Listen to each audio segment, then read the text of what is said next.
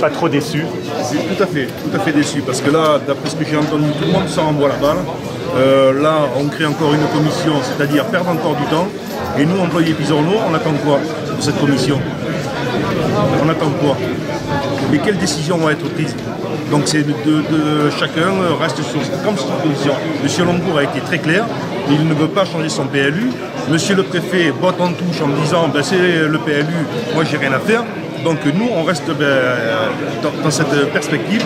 Nous allons contacter notre base, on va se réunir à l'intersyndicale et nous allons donner une suite assez rapidement à cette réunion qui pour moi n'a pas soulevé et trouvé un réel une réelle, je veux dire. Vous allez aller solution. De réunion en réunion, là. Voilà, c'est c'est ce que ça veut dire. Ces réunions-là, c'est voilà, ils l'ont bien dit, ça fait 10 ans. En 10 ans, ils se sont vus 2 fois, et là, ils créent encore une commission. Donc, pour moi, ça ne m'apporte rien. Vous avez assisté à cette réunion en tant que membre des associations. Quelle conclusion tirez-vous?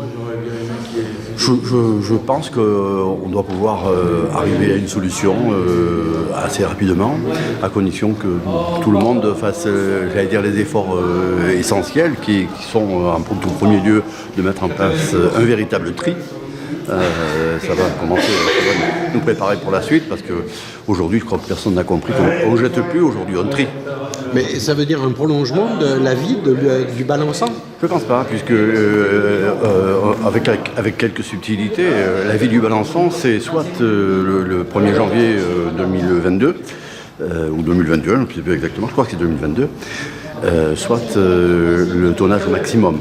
Or, le tonnage maximum n'est pas loin d'être atteint, vraisemblablement il le sera dans l'année, sauf parce que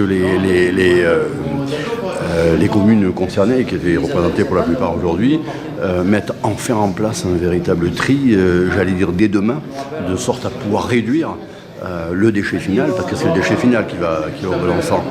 Et ainsi, ça pourra permettre d'atteindre l'échéance normale, peut-être, qui est 2020, en sachant qu'entre-temps, bien sûr, il faudra que des décisions soient prises, des vraies, pour mettre en place les fameuses filières de valorisation dont on parle beaucoup, mais qu'on ne voit pas beaucoup sortir de terre. Sinon que la nôtre Technovare a au moins un nom. Voilà. Eh bien, écoutez, je vous remercie. Je vous en prie.